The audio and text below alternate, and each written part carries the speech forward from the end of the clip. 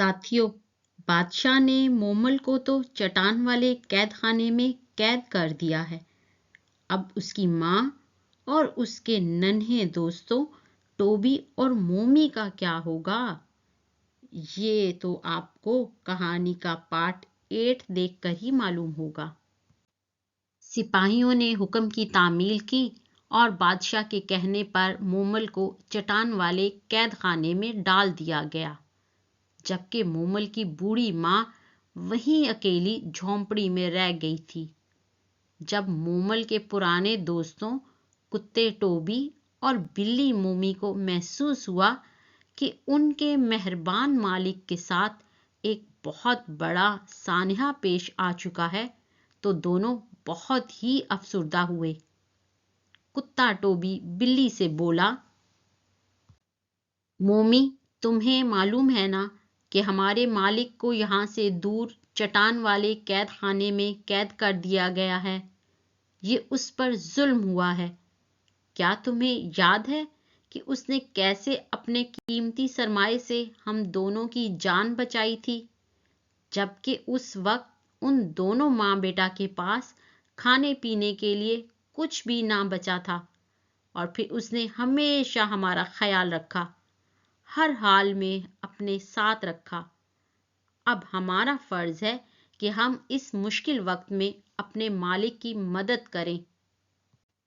बिल्ली मोमी, जो झोंपड़ी के दूसरे कोने में बैठी कुत्ते टोबी की बातें पूरी तवज्जो से सुन रही थी, तेजी से टोबी की तरफ बढ़ी और कहने लगी, हाँ टोबी, तुम ठीक कह रहे हो।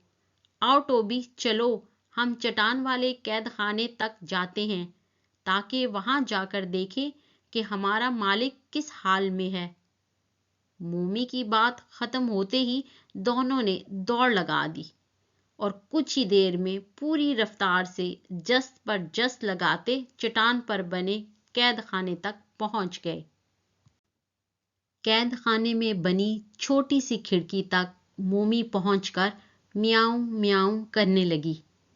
छोटी सी खिड़की चूंकि बहुत ऊंची थी, लिहाजा टोबी को खिड़की से काफी नीचे ही खड़े रहना पड़ा। मोमी की आवाज सुनकर मोमल खिड़की के करीब आ गया और बोला, मेरी प्यारी मोमी, तुम मुझे देख रही हो? मुझे यहाँ उम्र भर के लिए कैद कर दिया गया है। मेरी जादुई अंगूठी किसी ने चुरा ली है।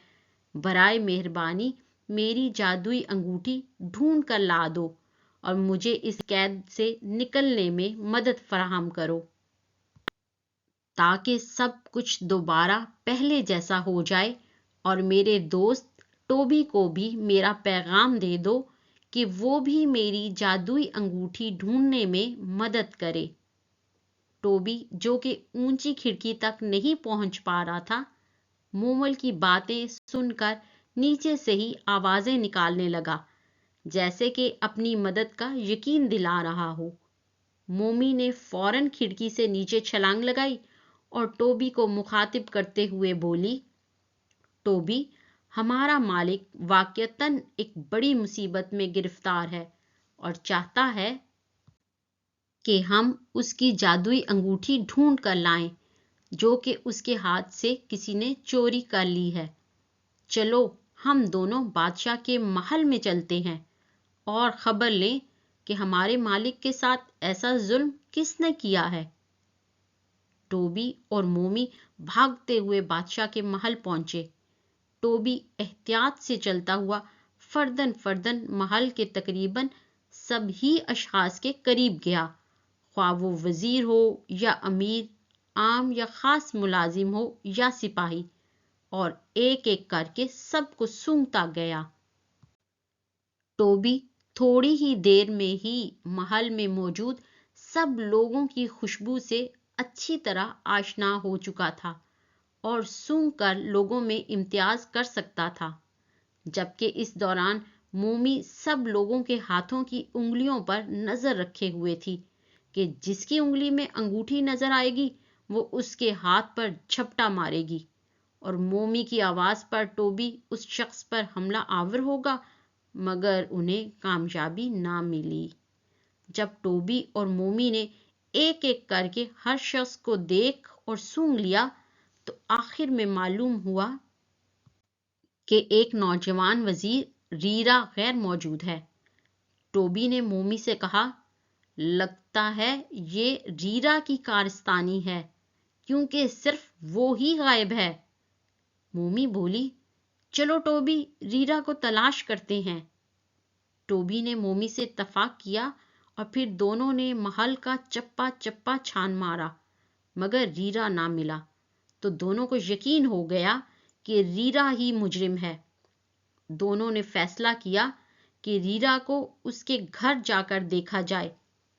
وہ گھر پہنچے تو ریرا وہاں بھی نہ ملا۔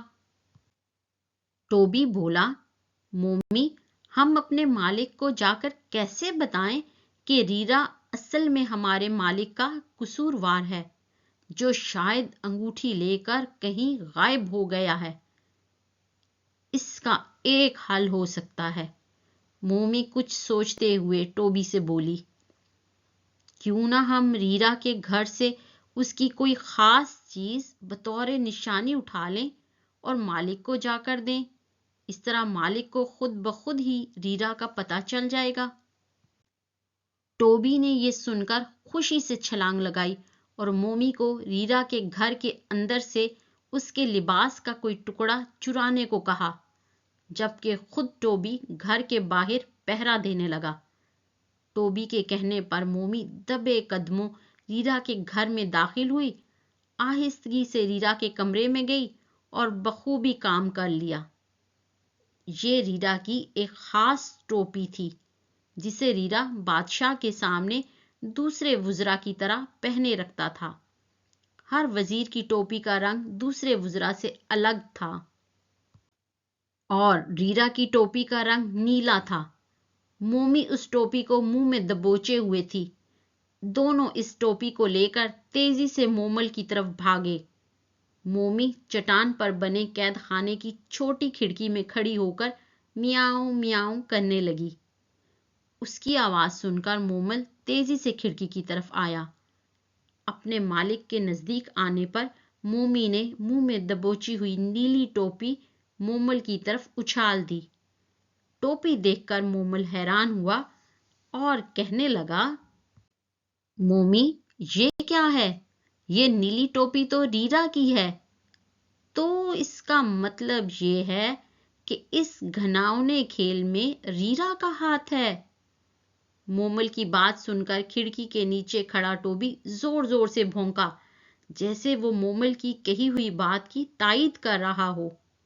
مومل کھڑکی کے قریب آ کر ٹوبی اور مومی سے مخاطب ہوتے ہوئے بولا، میرے پیارے دوستو، میری مدد کرو اور کسی طرح ریرا کا معلوم کرو اور اس سے میری جادو کی انگوٹھی واپس لے کر آؤ۔ وہ یقیناً انگوٹھی لے کر یہاں سے کہیں دور کسی اور مقام پر چلا گیا ہوگا۔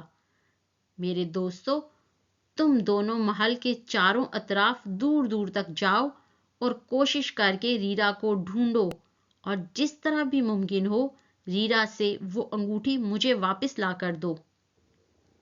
مومل کی باتیں سنتے ہی دونوں نے واپسی کی راہ لی اور واپس جھونپڑی میں آ گئے، جہاں مومل کی ماں اکیلی بیٹھی مومل کے لیے پریشان ہو رہی تھی۔ جھونپڑی میں پہنچ کر ٹوبی اور مومی دونوں نے سر جوڑ لیے کہ کس طرح ریرا کو تلاش کیا جائے۔ آخر دونوں نے فیصلہ کیا کہ وہ روزانہ میلوں دور تک دوڑ لگایا کریں گے اور ریرا کی تلاش ہر جگہ کریں گے، حتیٰ کہ اگر ضرورت پڑی تو وہ دور دریا کے پار والے جنگل میں بھی جائیں گے جہاں ہر طرف چوہوں کی بہتات ہے۔ چوہوں کا سوچ کر ہی مومی کے منہ میں پانی آ گیا۔ اس نے مسکراتے ہوئے ٹوبی سے کہا کہ اگر میں اس جنگل میں گئی تو پھر خوب چوہوں کی دعوت اڑاؤں گی۔ مومی کا چوہوں کی دعوت اڑانے کا منصوبہ سن کر ٹوبی اس کے قریب پہنچ کر زور سے بھونکا اور خون خوار نظروں سے دیکھتے ہوئے غصیلی آواز میں بولا، ہمارا مالک مشکل میں گرفتار ہے اور تم دعوت کا سوچ رہی ہو؟ چلو ابھی ریرا کو تلاش کریں اور دریا تک کا پورا علاقہ چھان کر آئیں اور اپنی اس بوڑھی مالکن کے کھانے کے لیے بھی کچھ لائیں۔ بوڑھی مالکن بھوکی ہے۔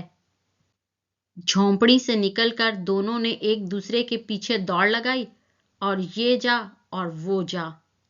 وہ کتنی ہی دیر ادھر سے ادھر چکر لگاتے رہے مگر دور دور تک کسی آدمزاد سے واسطہ نہ پڑا، حتیٰ کہ دریا سے پہلے تک کا پورا علاقہ اچھی طرح دیکھ لیا۔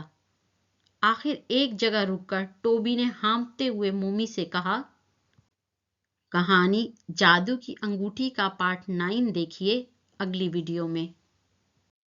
دوستو، آپ سے ریکویسٹ ہے ویڈیو کو لائک اور اپنے فرینڈز کے ساتھ شیئر کریں اور چینل کو ضرور سبسکرائب کریں۔